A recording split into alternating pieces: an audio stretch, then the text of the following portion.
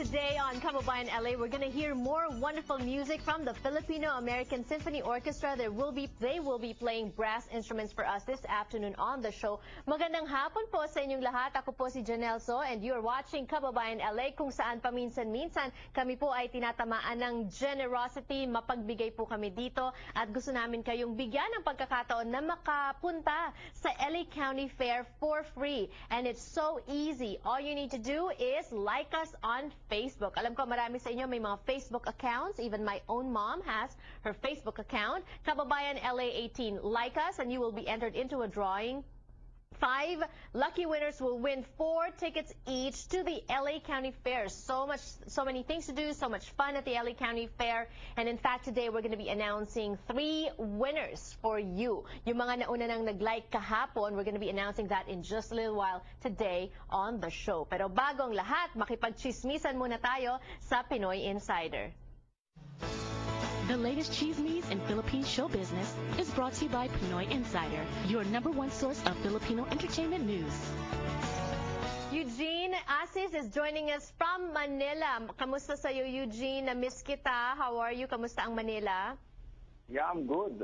Na-miss din kita after a week. I'm glad to be back here sa Kababayan LA, Janelle. Ayan. Okay, pag-usapan natin ang mga balita. Sa wakas, artista na si Hayden Ko at nanganak na si Katrina Halili.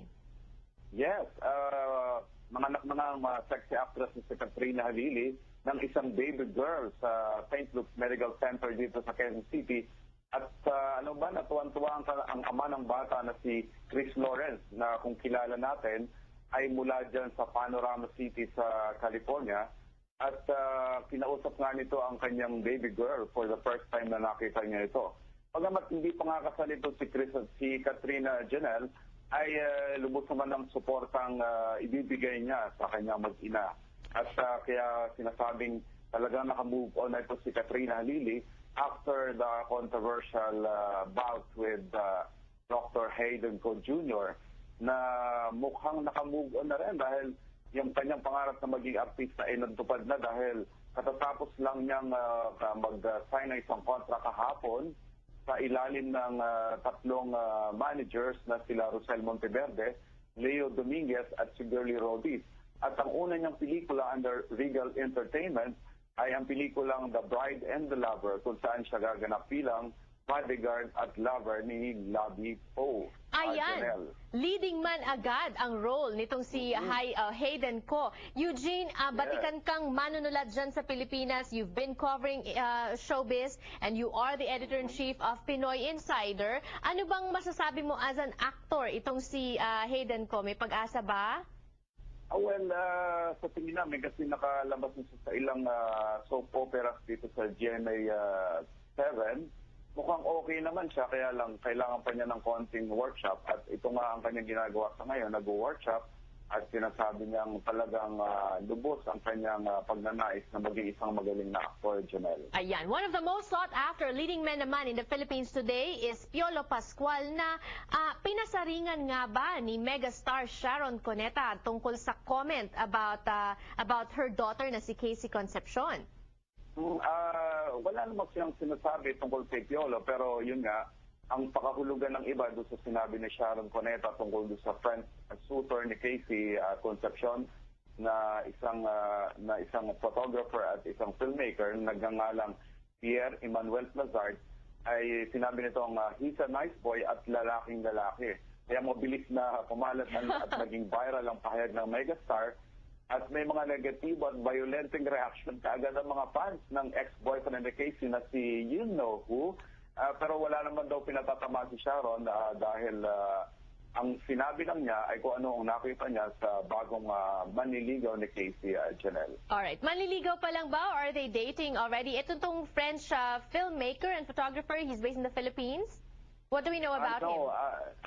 Actually, dumalaw lang siya dito sa Philippines at nag-date sila ni Casey sa Boracay.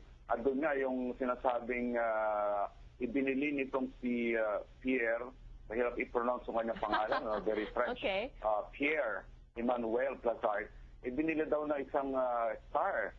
Dahil ito pa lang, kung ikaw pala ay magbibigay ng isang star sa isang tao, magbabayad ka of something ng mga $200 Yes. para maipangalan mo ang Yes. star sa isang tao. So, Yes. ganun ang nangyari. Ayan, Ganun napaka-sweet. lang. Pagkatapos, babalik na rin siya sa France. Janelle. Napaka-sweet naman. Okay, pag-usapan naman natin, malungkot na balita, Paolo Contis at ang kanyang asawa, nagkahiwalay na.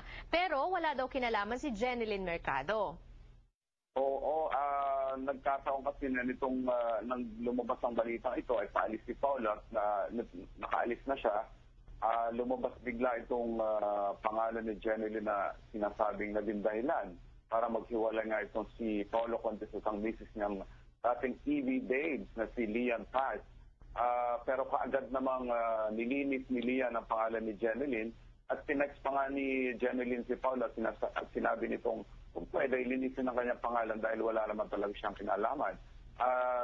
Actually, nakabalik na si Paolo dito sa Philippines pagkatapos ng kanyang stigdan as co-host ng Many Prizes na ginawa dyan sa Universal Studios. At sinabi nga niya na kawawa naman si Jeneline dahil nadawit sa naturang controversy. Samantala nagkasama lang sila sa isang soap dito sa GMA7, ang Putbulilis. Kaya kaagad namang nilinis si Paolo ang pangalan ni Jeneline. Alam naman natin na ngayon na dating with Luis Manzano, Janelle. Yes, si Luis Manzano o si Lucky na anak naman ni Governor Vilma Santos Recto. Yes. Alright, last story for the day, si Nora Honor ay naiyak sa tribute na binigay para kay Dolphy. Yes, naiyak nga itong tinatawag nating superstar na si Nora Honor sa tribute show for Dolphy nitong nakaraang Wednesday night sa Mall of Asia. Dahil nga medyo malalim ang kanilang pinagsamahan ng komedyante. At kung natatandaan natin, I'm sure hindi mo rin matatandaan na nagkasama sila sa ilang pelikula. Kasama na rito yung Jack and Jill of the Third Kind. At nung namatay nga itong komedyante, ay wala dito sa Pilipinas itong si Nora. At nandyan nga sa America for supposed to be operation para hindi nga natuloy. Yes. Kaya nung bumalik siya dito, dumalaw siya sa puntod ni Mang Dolphy. At nung nagkaroon nga ng tribute ay medyo naiyak siya na magsalita siya para kay Mang Dolphy. Alright. Hindi natin alam kung anong dahilan, pero siguro dahil kalalim nga na kanilang pinagsamahan. At siguro namimiss niya, di ba?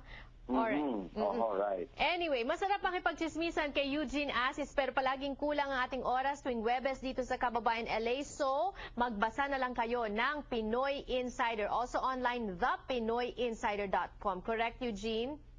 Yeah, right. Magbasa lang kayo ng Pinoy Insider. Mas marami ngayong week na to. You will read a lot of mga issues this week. Thank you so much and more power to you. Thank you very much. Pinoy Insider is the only 100% colored Filipino newspaper that's 100% focused on entertainment. Dito po sa Filipino community in Southern California. Grab your free copy now. When we return on Kababayan LA, we'll talk about boxing. And you know what I'm talking about. Don't go away.